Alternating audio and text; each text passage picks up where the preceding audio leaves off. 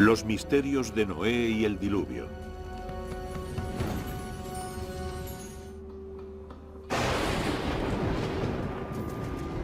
En la Biblia se dice que fue una época oscura de la historia del mundo. Dios solo veía maldad y corrupción. Era muy dudoso que la humanidad siguiera existiendo. El cuento de Noé y del diluvio es uno de los más bonitos del Antiguo Testamento. Se han presentado pruebas científicas que demuestran un fondo veraz. Pero muchos especialistas cuestionan esas pruebas. ¿Se llegó a dar un diluvio tan poderoso como para erradicar toda vida en la Tierra? ¿Es posible que queden restos del arca de Noé? ¿Qué importancia tiene el monte Ararat y por qué le interesa tanto a la CIA? ¿Nos acercará la tecnología de vanguardia a solucionar los misterios de Noé y su diluvio?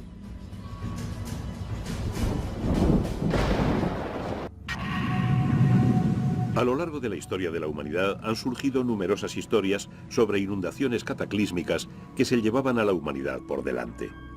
La más famosa es la de Noé y el diluvio universal. ¿Pero ocurrió de verdad? ¿Y puede la ciencia aportar pruebas que lo demuestren?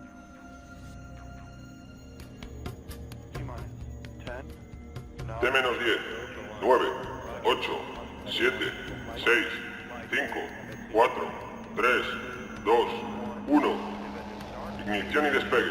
Despegue de un cohete Boeing Delta II que transporta el globo digital QuickBird, el mayor satélite comercial de alta definición del mundo. Las asombrosas cualidades del QuickBird han sido requeridas para resolver un misterio de más de 2000 años. Parte de su misión consiste en sobrevolar el monte Ararat en el noreste de Turquía, de quien muchos dicen que fue el lugar en que acabó el arca de Noé. Tercera fase. Confirmamos el giro en el vídeo. Nos ha salido una separación bonita y sin pegas. Se espera que la captación de imágenes por satélite revele de una vez por todas los secretos que albergan las laderas del monte. El QuickBird es solo uno más dentro del desfile tecnológico que desde hace 50 años examina este remoto y vedado lugar. El 17 y 18 de junio de 1949, un avión del cuartel general de la Fuerza Aérea Norteamericana en Europa volaba en misión secreta de reconocimiento en paralelo con el monte Ararat, en Turquía, a unos 4.200 metros. En el curso de esa misión captaron una enorme anomalía que sobresalía como saliendo del hielo. Es muy rectangular, muy ancha y presenta unos puntos negros simétricos. Hay puntos simétricos en esta anomalía, que muy bien pudieran ser cuevas o algo más interesante. Las fotos de 1949 se tomaron al principio de la Guerra Fría. Aunque su intención era localizar posiciones militares soviéticas, la cámara del B-29 captó inesperadamente una gigantesca anomalía que sobresalía del casquete de hielo del monte Ararat a unos 4.700 metros.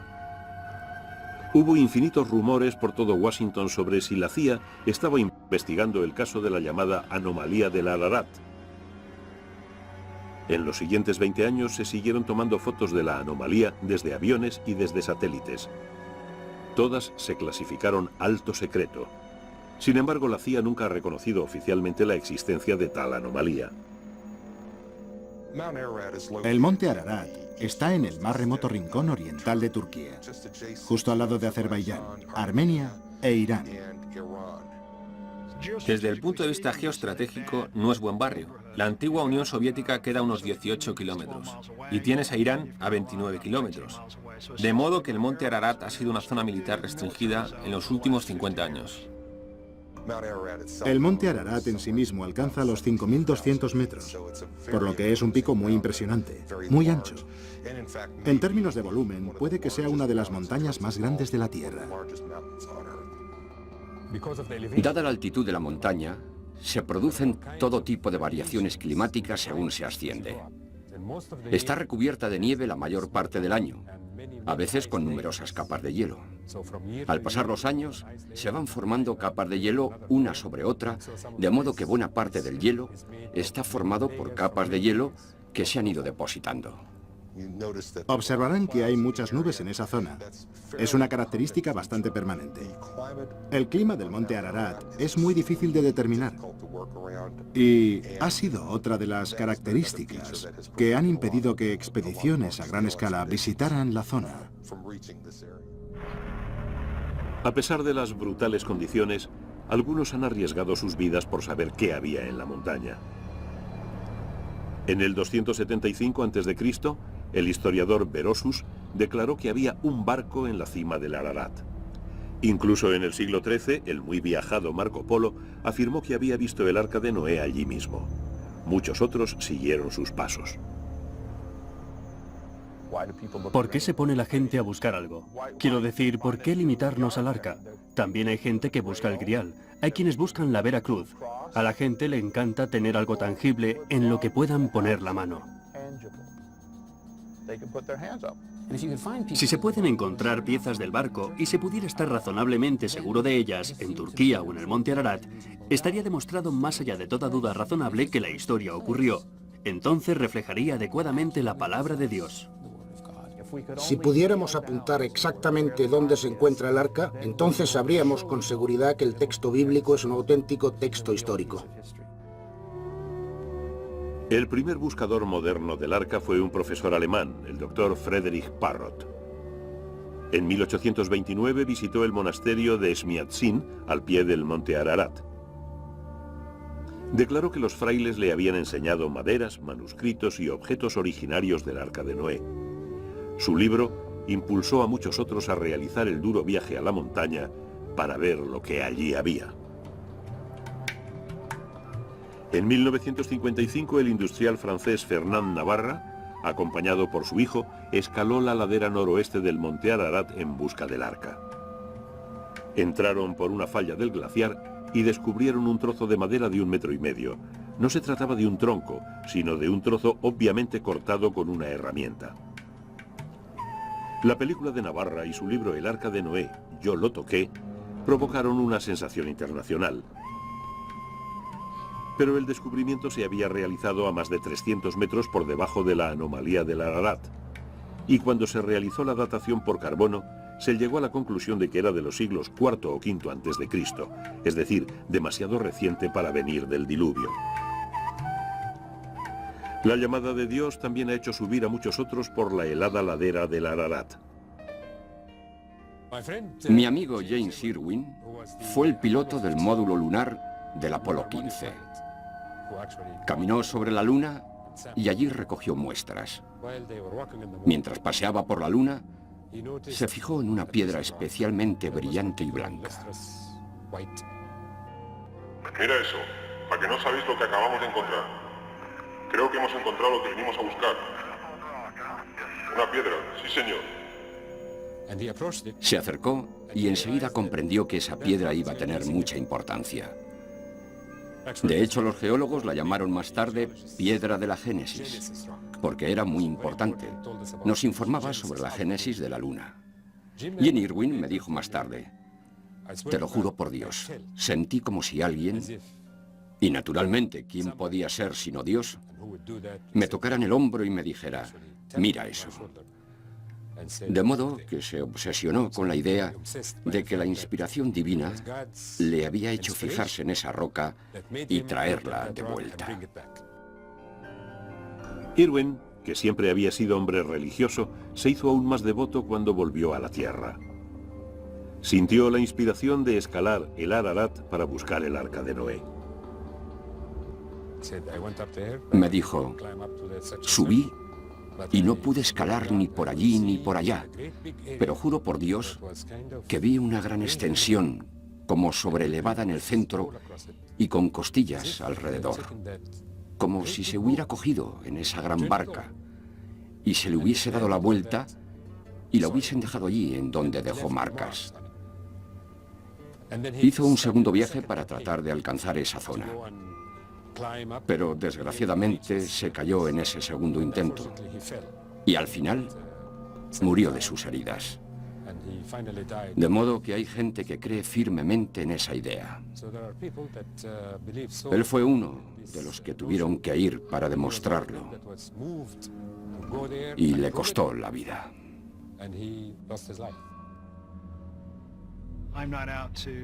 Yo no pretendo reivindicar, demostrar o no demostrar nada en absoluto a propósito del cuento de Noé. Lo que me fascina y me intriga es que nuestros servicios de espionaje se hayan interesado tanto por esta anomalía. Y es que es muy misteriosa. ¿Qué es la anomalía del Ararat? ¿Una formación natural de rocas? ¿Un avión estrellado? ¿Una antigua fortaleza? ¿O, como mucha gente cree, una antigua nave? ¿Podría ser una parte del arca original? ¿O podrá demostrar lo contrario la tecnología del siglo XXI?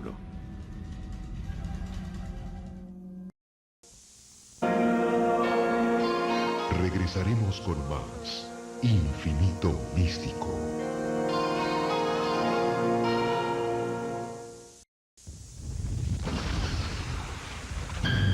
Proclamarse la más inteligente del universo parece una tentación difícil de superar para la raza humana. Pero más y más pruebas a lo largo de la historia ayudarían a abandonar esa idea para siempre. De los egipcios a los romanos, de los mayas a los hindúes, recorran milenarias evidencias de visitantes de otros mundos. Los llamados antiguos astronautas. Hoy en Infinito OVNI.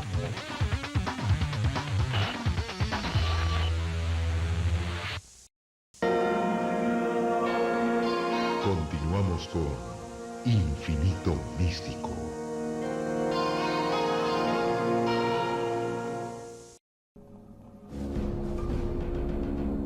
En 1949, durante un vuelo de reconocimiento secreto, un avión espía norteamericano fotografió accidentalmente un extraño objeto en la helada cima del monte Ararat.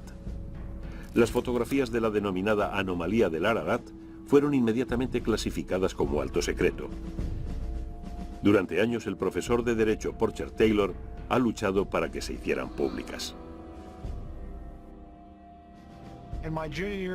Cuando yo era cadete en la Academia Militar de West Point, circuló por los pasillos un informe no oficial, supuestamente de la CIA, según el cual uno de nuestros pájaros estratosféricos había hecho un vuelo de reconocimiento por el corredor turco-soviético. Y lo que vieron eran como 3 planchas curvadas o estructuras que sobresalían unos 10 metros de la nieve y que parecían formar, o al intérprete fotográfico le pareció que formaban, la proa de un barco. Este informe, mucho más basado en rumores que en hechos, disparó una larga y ardua investigación para descubrir la auténtica naturaleza de la anomalía del Ararat. Mis conversaciones, tanto oficiales como no oficiales, con miembros del espionaje fueron muy fascinantes, muy sinceras y muy intrigantes. En respuesta a mi petición, según la Ley de Libertad de Información, el Servicio de Información de la Defensa me entregó 5 imágenes en 1995. Las fotos 2, 4, 5, 6 y 23 de aquella misión en concreto. El Dr. Farouk es uno de los más eminentes geólogos del mundo. Trabaja en la Universidad de Boston y dirige el muy prestigioso Centro de Sensores Remotos. Tuvo la amabilidad de unirse a mi proyecto cuando le pedí concretamente que actuara como analista de imágenes independiente y racional. Las fotos de la Fuerza Aérea eran cualquier cosa menos claras. Se tomaron a distancia y oblicuamente desde un ángulo. Y la resolución cambia totalmente de cuando miras algo que está cerca del avión a cuando lo miras desde muy lejos. Así que no había nada consistente en esas imágenes. Había una tomada desde un lado, otra desde otro, pero no se tomaron al mismo tiempo. Con el sol en el mismo sitio, y ni siquiera sabemos qué día o a qué hora se tomaron. De modo que no se podía deducir nada de las sombras y eran totalmente insostenibles, por decirlo así. Dado que era imposible llegar a alguna conclusión con las fotos de 1949, se encargó a Space Imaging, una empresa radicada en Denver, que fotografiara la anomalía del Ararat desde su satélite Iconos, el primer satélite comercial de alta resolución, 1 metro, del mundo. Con este tipo de resolución, aeropuertos, edificios de viviendas e incluso las pirámides pueden verse claramente.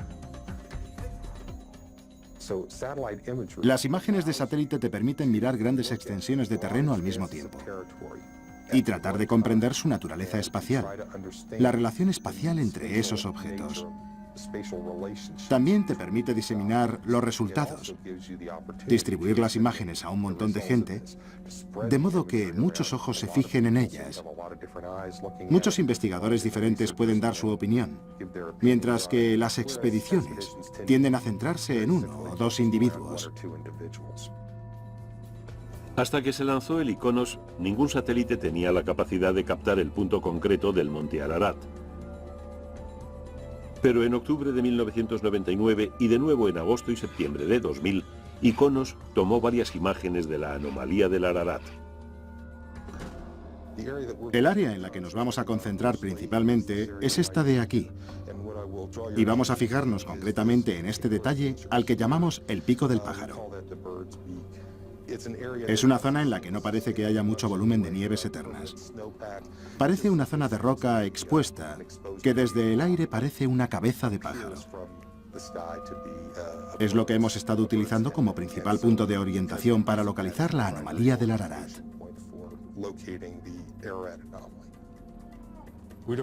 Primero observamos la imagen terrestre que cubre toda la región, de modo que podemos ver la topografía y su relación con el ángulo de incidencia del Sol y por tanto con las sombras. Eso es importante. Mucha gente no lo tomaría en consideración, pero es muy importante. Empecé a investigar el Ararat y cómo caían las sombras en las diferentes cornisas. Estamos mirando a una cresta volcánica. La anomalía y dos zonas en las que hay marcas representadas por un entorno de terrazas nevadas y en esta zona una corona de nieve. De modo que lo que estamos viendo es una anomalía. En otras palabras, algo de lo que no sabemos nada en esa zona. Y se ha sugerido que todo esto es fruto de la mano del hombre. Porque sabemos qué día y a qué hora se tomaron, podemos medir y calcular, si tenemos el ángulo de incidencia del Sol, la longitud de la sombra. Nos resultó muy fácil mirar estas imágenes de satélite e interpretarlas en tanto que geólogos. Puede ser una simple sombra, puede ser algo, puede ser roca desnuda o algo que está encima de la nieve. Pero debo decir que esta última posibilidad es muy improbable. Cualquier cosa que se haya posado sobre la cresta o que se haya construido sobre la cresta debería de estar cubierta desde hace tiempo por la nieve que ha caído después. De modo que todo lo que busquemos por aquí tiene que estar bajo la nieve, no encima de la nieve.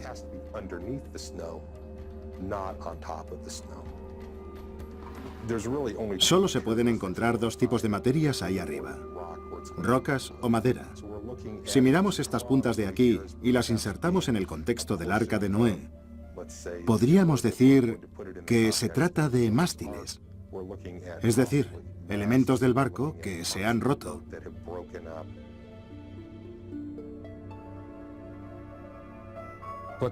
Lo que estamos viendo son juegos de sombras sobre cornisas de roca y sombras de montículos de nieve.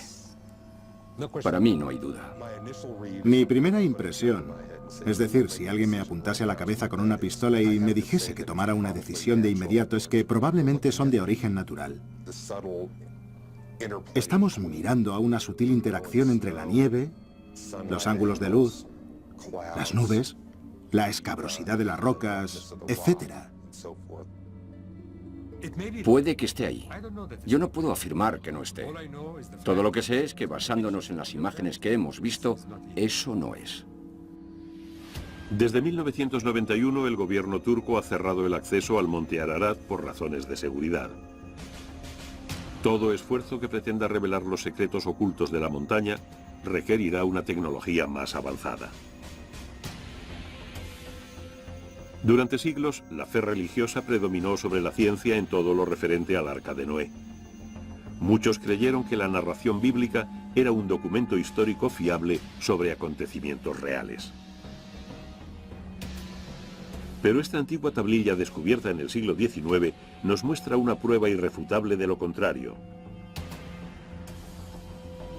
Demuestra que el cuento de Noé y el diluvio no era el original, sino que fue inspirado por otro cuento mucho más antiguo.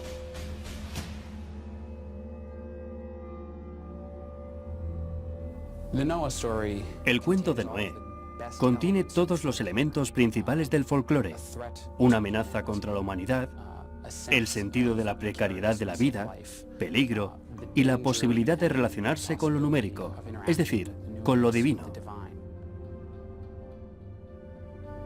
Este cuento bíblico sobre el mal, el castigo, la supervivencia y el renacimiento se ha convertido en un elemento esencial de la historia sagrada de la civilización occidental.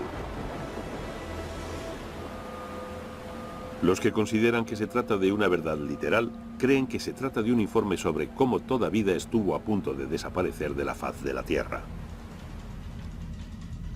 El cuento de Noé es intenso pero corto. Solo ocupa los capítulos 6 a 9 del libro del Génesis. Este Dios bíblico tan particular toma la decisión de hacer algo con la humanidad, porque ésta se inclina hacia el mal. Y si nos queda alguna duda al respecto, basta con leerse el capítulo 8. Es la continuación inmediata de otros dos cuentos igualmente famosos. El primero, la historia de Adán y Eva en el paraíso y de sus hijos, Caín y Abel. Y por supuesto del fratricidio que comete Caín matando a Abel. Hay algo malo, algo profundamente perverso en la naturaleza humana. ¿Cuáles son las consecuencias de ello y cómo eliminarlo? La Biblia insiste mucho en que esa divinidad no es arbitraria. No es que decida matar a la gente y destruir el medio ambiente porque se levante un día con el pie izquierdo o por mero sadismo. Las historias bíblicas se esfuerzan mucho por demostrar que Dios fue provocado. Y decide salvar a lo que podríamos considerar lo mejorcito de una mala tropa. Noé resulta ser un buen tipo para ser humano. Ya me entiende. Entonces le dice a Noé que construya el arca. A lo largo del tiempo, infinitos artistas han intentado plasmar la impresionante nave de Noé. Quizá la visualización más vívida sea la de un alemán llamado Kircher. Sus dibujos, realizados en 1675, son tan detallados, tan concretos, que es como si hubiera estado allí para presenciar la botadura. En cuanto el arca se terminó, Noé introdujo en ella una pareja de cada especie. Lo que está en juego es la vida humana y la vida de los animales. Y el objeto que va a mantenerlas es, por supuesto, una barca. Ahí están los dos motivos principales, el barco y el conjunto de la vida. Es un momento dramático, porque la humanidad pende de un hilo. ¿Sobrevivirá la humanidad o morirá? Al principio del diluvio, se abren las puertas del cielo y las aguas empiezan a caer. Esta es una poderosa imagen que deja atrás lo abstracto del asunto para darte una sensación de horror.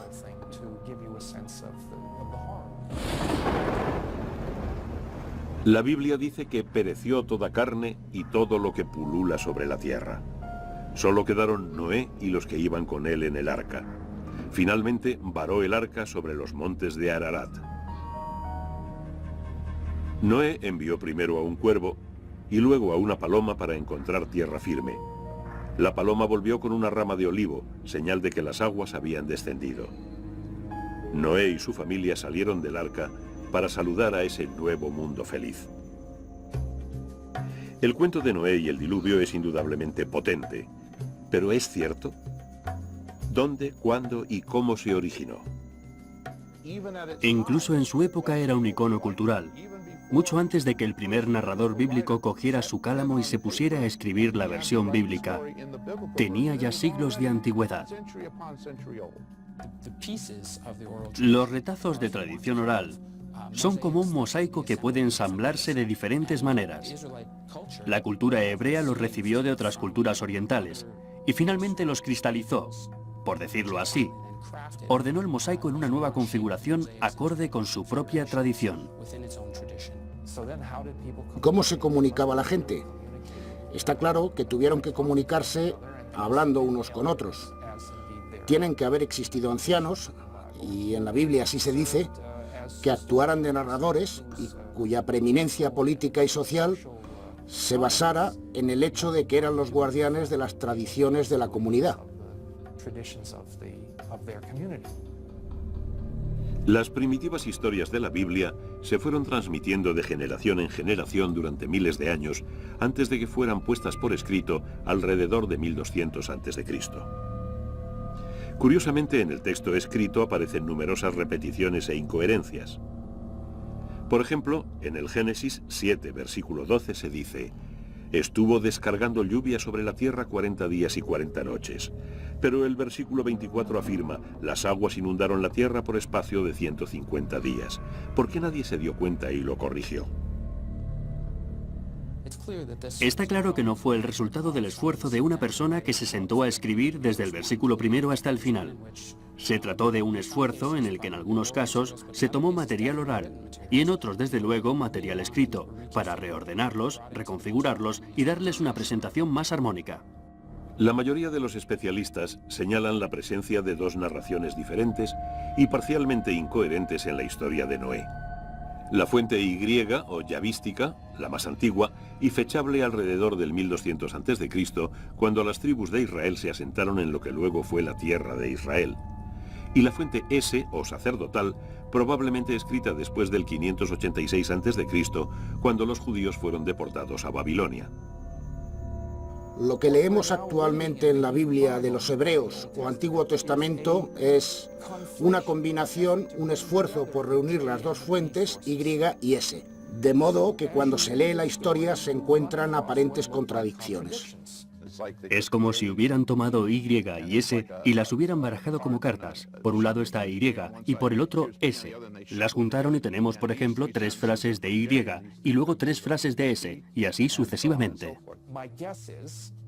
Yo supongo, y no es que sea solo una suposición, es que no existe nadie a quien podamos preguntar, que los que reunieron las fuentes Y y S decidieron no discriminar cuál de las dos fuentes era la mejor, la más original, la más correcta. Decidieron juntarlas y que el lector o el oyente tomara su propia decisión, o bien insertar algunas marcas que están más allá de mi capacidad racional de comprensión para indicar cómo debían armonizarse.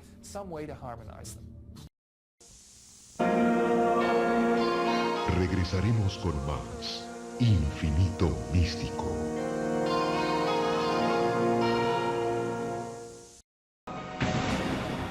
Viaje a mundos muy lejanos y averigüe por qué la vida extraterrestre es un tema prohibido. Penetre en los secretos que guarda la naturaleza y expanda su conciencia. Indague cómo fue posible el magnicidio más polémico de la historia y sepa lo que nunca se dijo. Descubra el poder que hace posible lo imposible y conozca los casos más inexplicables. Escuche los mensajes que llegan desde el más allá y vea lo que solo unos pocos pueden ver.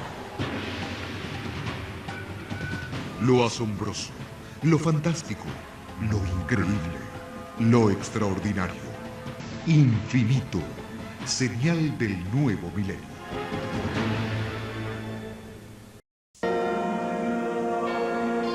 Continuamos con Infinito Místico.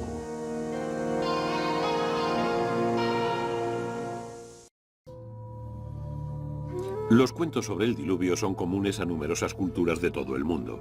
Solo en África estos mitos son relativamente más escasos.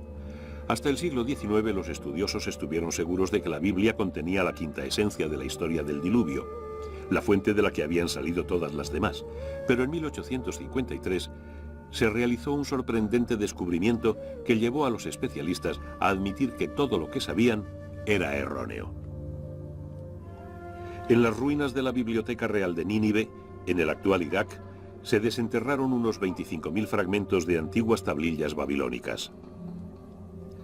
Se fecharon alrededor de 1700 a.C., es decir, unos 500 años antes de que se escribiera el Antiguo Testamento. Las tablillas estaban escritas en una escritura llamada cuneiforme. Cuneiforme significa de forma triangular y es la palabra que utilizamos para referirnos a la manera en que se escribía normalmente en tablillas de arcilla, en las que se escribía con una caña de junco. Se le dio este nombre porque los elementos individuales de cada signo parecen un triángulo alargado. En 1872, George Smith, un investigador del Museo Británico, se puso laboriosamente a unificar y posteriormente a traducir los trozos de puzzle de las tablillas babilónicas encontradas en Nínive. Una noche, Smith se encontró con un pedazo más grande del que solo una cara era legible. Quedó asombrado al leer la historia de un hombre que construyó un arca para huir de una inundación devastadora, que montó a bordo animales de todo tipo y que envió pájaros para comprobar si las aguas habían descendido. Lo que Smith había hallado era un capítulo de un cuento mucho más largo, la epopeya de Gilgamesh, inscrita en arcilla no más tarde del siglo XVII a.C. Publicó su descubrimiento el 3 de diciembre de 1872 en una reunión de la Sociedad de Arqueología Bíblica de Londres. Al leer y descifrar todo ello, el efecto tanto en el individuo que leía como en el público fue fenomenal. Porque aquí por primera vez, y prácticamente al pie de la letra, se encontraba la confirmación de que las historias contenidas en la Biblia también existían fuera de ella. La epopeya de Gilgamesh no fue la única narración mesopotámica sobre el diluvio descubierta por los arqueólogos. Otra historia, la sumeria, está fechada alrededor de 1800 a.C. Una tercera, la epopeya de Atrahasis, se inscribió en arcilla alrededor de 1700 a.C., pero en realidad es mucho más antigua. Todas estas historias cuentan cómo el mundo sufrió tal superpoblación de seres humanos que estos se volvieron demasiado ruidosos y los dioses no pudieron dormir. Para acabar con el ruido decidieron destruir la humanidad. Si se lee el cuento tal y como está escrito y no te informan de dónde proviene, sin duda se diría que viene de la Biblia. Es que es casi idéntico, es muy sorprendente. En muchos sentidos, estas leyendas mesopotámicas están estrechamente relacionadas con las bíblicas. No solo en la idea general de una inundación, sino incluso en algunos detalles concretos. Está la figura de Noé, que reúne a su familia y se sube a un arca, permanece en el arca durante un tiempo mientras el resto del mundo humano, se ahoga y el arca queda varada en una montaña. Hay algunos asombrosos puntos de contacto entre las dos, que indican que no pudieron darse accidentalmente. Dependen de una fuente común, o de una tercera tradición que ha pasado a ambas. Los parecidos son tan estrechos en términos de estructura general, de estructura episódica. Por ejemplo, el hecho de mandar pájaros para buscar tierra firme. Esto sucede en el relato bíblico y en el cuneiforme. Me resulta imposible concebir una situación en la que estos dos cuentos surgieran de manera independiente. Claro que esto plantea un par de preguntas adicionales. ¿Cuál fue el primero, el mesopotámico o el bíblico? Lo que está muy claro a propósito de las historias mesopotámicas, en particular la de Atrahasis, es que dos de sus versiones pueden fecharse muy precisamente, o con una precisión relativa a principios del segundo milenio antes de Cristo, de modo que no hay duda de que la tradición literaria mesopotámica que incluye estos dos relatos del diluvio es muy anterior a la hebrea. Ahí está el humo del disparo. Con esto hemos descubierto un material mesopotámico, del que sabemos que es mucho más antiguo que la versión bíblica. ¿Historias de diluvio cientos de años, si no miles, anteriores a la Biblia? ¿Cómo es posible? No hay duda de que esas historias están ahí, presentes en tablillas reales y legibles. Y no hay duda de que los pueblos cananeos, y luego los israelitas conocían esas historias y sabían que eran buenas, es decir, que abordaban problemas fundamentales. La otra posibilidad en cuanto al Génesis es que fuera una historia incluida en las tradiciones del Génesis durante el exilio, cuando los judíos residían en Babilonia, e indudablemente tenía que haber gente entre ellos que conociera bien la cultura cuneiforme. La existencia de no uno, sino de 4 mitos sobre el diluvio hizo que muchos especialistas pensaran en la posibilidad de que se diera una inundación real sobre la que se basaron los cuentos. ¿Pero existió un gigantesco diluvio? ¿Y puede la ciencia demostrarlo?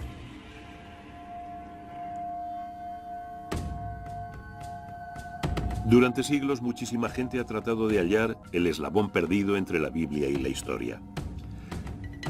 Algunos se concentraron en demostrar que existió el arca. Otros creyeron que lo mejor era encontrar la prueba de que se dio una inundación global. Entre ellos, Sir Leonard Bully, hijo de un pastor inglés y destinado a seguir sus pasos. En 1922 empezó a excavar en la antigua ciudad de Ur, antigua capital de Mesopotamia, situada actualmente en un rincón perdido de Irak. En 1929, Bully realizó un hallazgo inesperado. Empezó a excavar en las ruinas de un túmulo de Ur y abrió un espacio hasta unos 15 metros por debajo de la superficie del túmulo. En ese espacio abierto vio la oportunidad perfecta de investigar los primeros periodos de la historia de Ur. Atravesó varios estratos de periodos de ocupación. Entonces, llegó a una capa más espesa de suelo estéril. No había nada. Ningún resto de ocupación humana. Bully atravesó la capa estéril y llegó hasta los estratos inferiores, que al igual que los superiores mostraban rastros de ocupación humana. La capa de suelo estéril era la prueba de que alguna catástrofe había obligado a los habitantes de Ur a abandonarla por un espacio de tiempo indeterminado. Llamó a varios de sus trabajadores, a varios de sus colaboradores, entre ellos a Max Mallowan, que luego se casó con Agatha Christie, y les preguntó qué pensaban que podía significar. No pudieron responderle nada. Y luego apareció su mujer, Catherine, un personaje muy interesante que Agatha Christie convirtió en víctima de asesinato en Muerte en Mesopotamia. Y Catherine dijo inmediatamente, está claro, fue el diluvio universal. Bully era un maestro de las relaciones públicas e informó al Times de Londres de inmediato. La noticia de que se habían descubierto nuevas pruebas de la existencia del diluvio de Noé se difundió a toda velocidad. Bully volvió a Inglaterra convertido en una celebridad. Trajo con él cajas de arena y de sedimentos del denominado estrato del diluvio, que luego vendió a un público enceguecido para financiar más excavaciones. Bully fue muy alabado por el significado de su descubrimiento. No creo que se mantuviera durante mucho tiempo, y en realidad no estoy seguro de que el propio Bully se lo creyera. Pero era un consumado artista de las relaciones públicas, y de una forma en que ningún investigador de campo lo había sido hasta entonces. Logró volver a enganchar al público con las excavaciones de Ur. Podría ser que en el mejor de los casos hubiera descubierto una inundación local o regional, pero de ninguna manera una porción de cataclismo universal, como el que indican las historias mesopotámicas y bíblicas.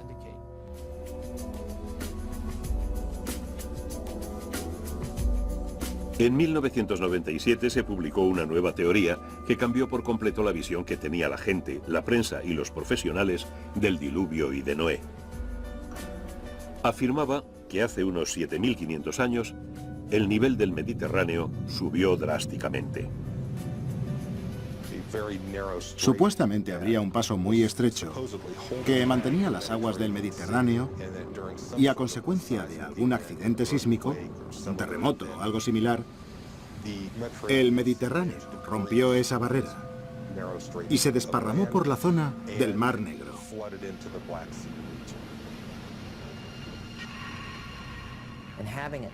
Al romperse, todo se derrumbó y el agua se desparramó por la zona derrumbada.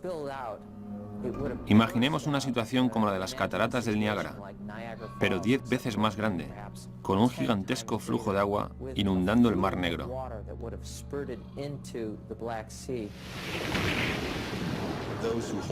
Los defensores de esta teoría piensan que al ritmo en que el Mediterráneo inundó el Bósforo, el nivel del Mar Negro subiría unos 15 centímetros diarios. Eso significa básicamente que cualquier asentamiento que existiera en la actual zona del Mar Negro quedaría anegado casi de la noche a la mañana. Tuvo que darse una pérdida de vidas masiva. Y eso habría sido considerado como un acto de Dios por la gente que vivía en esa época. Tuvo que afectar drásticamente a la ecología de la zona, porque está claro que se dio un cambio radical, de un lago de agua dulce a una ecología de agua salada. Eso tuvo que cambiarlo todo, y probablemente no volvió a sentarse nadie alrededor del Mar Negro durante 1000 años después de la inundación. De modo que fuera una inundación lenta o rápida, lo importante es que cambió por completo la manera de vivir de la gente asentada alrededor del Mar Negro. Posteriormente se añadió que los supervivientes del Mar Negro se desplazarían hacia el norte y el oeste, hacia lo que ahora es Europa, hacia el este, es decir, hacia China, y hacia el sur, hacia Mesopotamia, llevando consigo recuerdos de un diluvio devastador. Si el Mar Negro sufrió una inundación cataclísmica tal y como proponen, tiene que quedar un paisaje sumergido ahí abajo. Gracias a los robots, podemos bajar y echar un vistazo en esa zona. Y lo que encontramos es realmente increíble. Encontramos una línea de playa. Encontramos la antigua costa, con varias colinas y lo que parecen ser lechos de ríos. Encontramos un paisaje completo. Eso le dio credibilidad a la idea de que ocurrió algo que pudo haber inspirado la historia del Arca de Noé. En realidad no tengo nada en contra, desde el punto de vista geológico o geomorfológico, de la inundación del Mar Negro. Creo que el problema surge al vincular esta inundación del Mar Negro con los mitos del diluvio, tal y como se cuentan en el sur de Mesopotamia o en la Biblia. ¿Hubo una diáspora de gente desde el Mar Negro al sur de Mesopotamia? No veo ninguna prueba de ello en la arqueología del sur de Mesopotamia. Uno de los elementos presentes en la investigación sobre el Mar Negro es que en realidad el mundo del Mar Negro es muy diferente al mundo del Oriente Próximo antiguo, y tanto los documentos bíblicos como los cuneiformes que describen la inundación son documentos de Oriente Próximo. De hecho, parten de un modelo diferente, y son quizá la prueba de que el Mar Negro no fue el lugar donde se dio la inundación bíblica. Durante miles de años, la gente creyó que el cuento de Noé y el diluvio universal eran, al mismo tiempo, producto de la inspiración divina y un hecho real. Pero hasta la fecha las pruebas científicas y arqueológicas no sostienen tal afirmación. Y sin embargo, la gente sigue creyendo. La Biblia es un documento complejo que combina la alegoría con el simbolismo y la historia. Pero en cuanto a Noé, el diluvio y el arca, ¿puede considerarse fiable?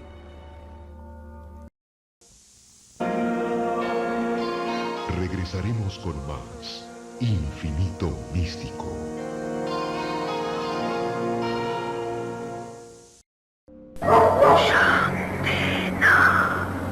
Tenían 3 dedos.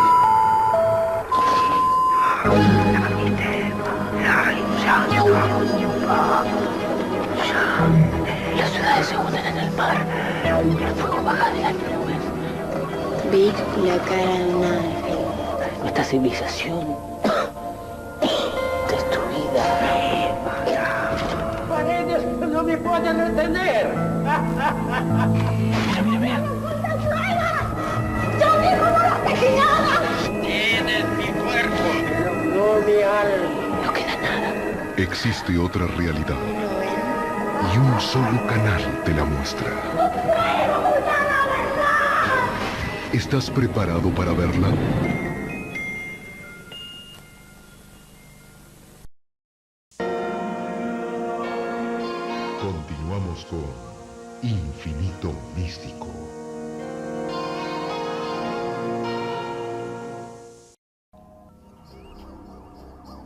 La búsqueda de una prueba de una inundación tan devastadora que dividiese los tiempos en un antes y un después ha quitado el sueño a muchos estudiosos y científicos. Pero esta búsqueda permanente se ha basado en detalles proporcionados por el libro del Génesis. Los cuentos de la Biblia se transmitieron originalmente en arameo, se escribieron en hebreo y se acabaron traduciendo al griego y al inglés. Este largo proceso ha servido para realzar los misterios de Noé y el diluvio. ¿Es verdaderamente una historia sobre gente y acontecimientos reales?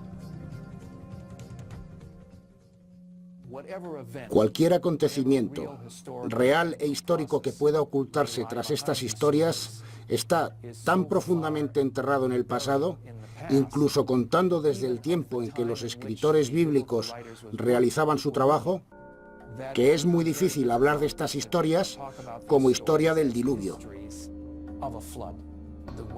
El peso de las pruebas de las propias historias indica que se trata de cuentos narrados con razones diferentes a las de informar sobre lo que ocurrió en determinado momento.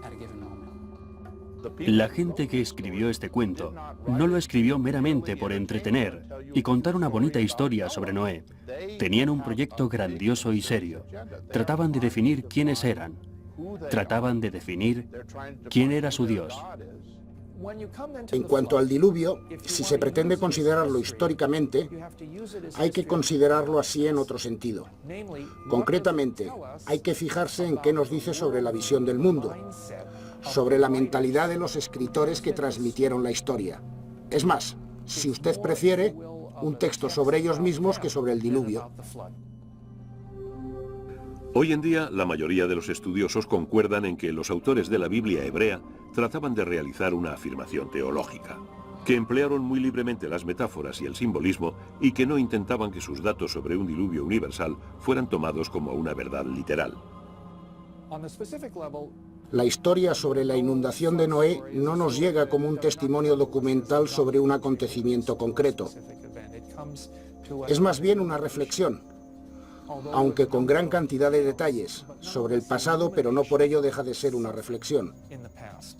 Para mí es muy probable que existiera una inundación global y cataclísmica, o que hubiera un superviviente elegido, o que todo ello sea algo más que una serie de bonitos e interesantes datos sobre la relación de la humanidad con el agua y con los dioses. Cuando la gente habla de inundaciones globales, sobre todo en los tiempos antiguos, está hablando de inundaciones que cubrieron la tierra que conocía. En este caso, una pequeña porción de África del Norte y una pequeña porción de Oriente Próximo, porque eso era el mundo para ellos. De modo que nunca tuvieron la intención de decir que todas las tierras del globo fueran cubiertas por el agua. Yo diría que los mitos del diluvio son tan solo parte de la vida de Mesopotamia del Sur. Y sí, es posible que la gente que imaginó y escribió estos cuentos pensara en una inundación concreta del pasado particularmente desastrosa, pero probablemente sufrían inundaciones todos los años. No creo en absoluto que una de estas inundaciones fuera la que se convirtió en leyenda, para ser transmitida, transmitida y transmitida, hasta acabar en el Génesis 6:9. No sé cuándo se originó verdaderamente la historia del diluvio, pero no hay duda de que es algo muy antiguo en la memoria del ser humano. ¿Cuándo ocurrió exactamente? Nadie lo sabe. ¿Qué acontecimiento hizo surgir esa idea? Nadie lo sabe realmente. Hay gente que sugiere determinadas teorías, pero ninguna puede demostrarse. Tan poderosa es la historia de Noé que tan pronto como fue llevada al papel, la gente ya se puso a buscar el arca. ¿Dónde buscar? Los datos bíblicos indican una montaña o un área montañosa, denominada Ararat, en la que Noé varó su arca. De hecho, el Antiguo Testamento no nombra ninguna montaña en concreto. Tradicionalmente se traduce del hebreo por los montes de Ararat, es decir, una cordillera, no una montaña precisa. En realidad, Ararat es como las Rocosas o Sierra Nevada o los Apalaches. Indica algo, pero no es exactamente lo que podríamos llamar Una guía segura que nos diga dónde encalló el maldito trasto.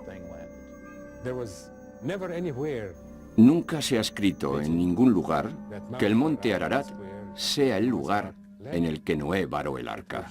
Se percibía así porque es un pico muy alto. Es el único pico de los alrededores. El resto del terreno no ofrece características singulares salvo ese gigantesco y bien conservado pico. Y si se inundaba algo a su alrededor, está claro que el pico sería lo único en sobresalir, por decirlo así. Yo no me peleo con la gente que quiere ir allí y buscar el arca. Estoy totalmente convencido de que no la encontrarán. El instinto siempre está ahí. Quieres echarle mano. Tocar algo que esperas, sea un vínculo con un mundo que por naturaleza no es muy remoto. Creo que es un impulso natural. Pero es que a veces nuestra propia pasión por buscar nuestro pasado remoto nos impide encontrarlo.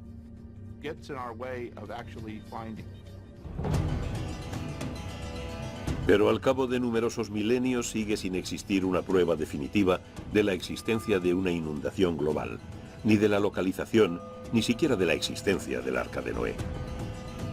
A pesar de su avanzada tecnología, las fotografías de la anomalía del Ararat, tomadas en 1999 por el ICONOS, no son concluyentes. Los especialistas que estudiaron las imágenes se encuentran divididos en cuanto a su auténtica naturaleza. Puede que algún día satélites como el QuickBird, con su asombrosa resolución de medio metro, revelen la verdad sobre la anomalía del Ararat. ¿Pero revelará algún día la historia de Noé y el diluvio todos sus secretos? Los estudios sobre Mesopotamia están en permanente estado de cambio. En cierta forma espero que siempre quede algún elemento misterioso. Eso es lo que nos hace seguir investigando. No creo que sea posible comprender totalmente, completamente, absolutamente nuestro entorno. Es el viaje lo que merece la pena, no tanto el resultado final. Esa búsqueda es parte de la exploración de la Tierra, de nuestro conocimiento del entorno, de nuestro país y nuestra región. Y todo eso está muy bien. Es estupendo. Esa es la belleza del misterio de esos cuentos. Siempre invitan al lector a plantearse nuevas preguntas a cada nueva generación. Tanto si crees en ello como si no, da exactamente igual. Te afecta. Quiero decir que aunque hayamos llegado a dudar de ello últimamente, sabemos que los conceptos religiosos motivan grandiosas acciones, tanto buenas como malas en todo el mundo. No creo que lleguemos a un punto en que podamos decir que lo sabemos absolutamente todo sobre el pasado. Siempre queda una pequeña puerta abierta a un nuevo descubrimiento. Lo más seguro es decir, Dios sabe.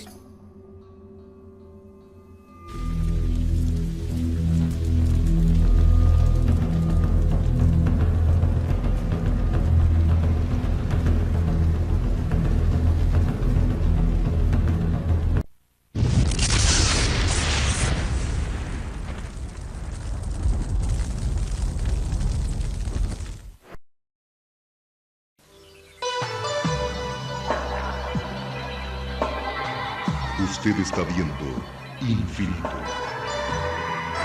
Infinito, señal del nuevo milenio.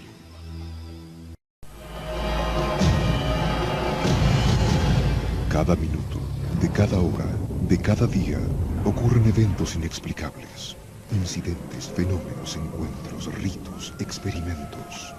Cada día, cada hora, cada minuto, cada 60 segundos, se revela una vida llena de misterios. Ahora un canal trata de dar luz a todo. Un canal que indaga los misterios del universo. Un canal que se aventura en territorios desconocidos. Un canal que explora las preguntas que definen nuestra existencia.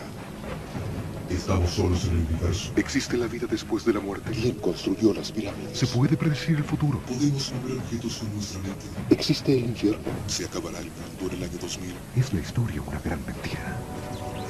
Para cada pregunta hay una respuesta, pero ¿hasta dónde estamos dispuestos a llegar para encontrar la verdad?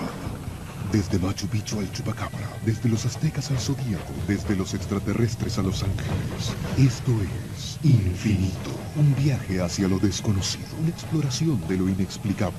Ningún lugar es muy remoto, ninguna pregunta muy extraña, ningún misterio está fuera de nuestros límites. Escuche lo inesperado, descubra lo oculto, experimente lo desconocido. Infinito. Señal del nuevo milenio. Mientras el planeta sigue sorprendiéndonos con misterios inexplicables, en Infinito, seguimos trabajando con más y más horas de producciones propias y exclusivas. Los casos más inquietantes, analizados por un equipo especializado de investigadores y cazadores de fenómenos extraños en distintas partes del mundo, a través de realizaciones para el asombro, reunidas en Infinito Original. Porque existe otra realidad, y solo un canal se atreve a investigarla. Infinito, señal del nuevo milenio. ¿Qué dicen las profecías para esta época? ¿Cuál es el sentido de nuestras vidas? ¿Existe el alma? La nueva era brinda muchas respuestas, pero para encontrarlas tenemos que hacer las preguntas adecuadas. El universo está plagado de hechos sin explicación, misterios sin resolver, infinidad de temas que aguardan ser develados. Para eso nació Infinito, el primer canal en el mundo que explora con respeto, seriedad y objetividad los temas que nadie se atreve a explicar. De lo desconocido a lo sorprendente, de lo enigmático a lo inexplicable. Infinito, abre tu mente. Disponible en Estados Unidos para las comunidades de habla hispana. Pídelo a tu operador de cable. Infinito. Abre tu mente.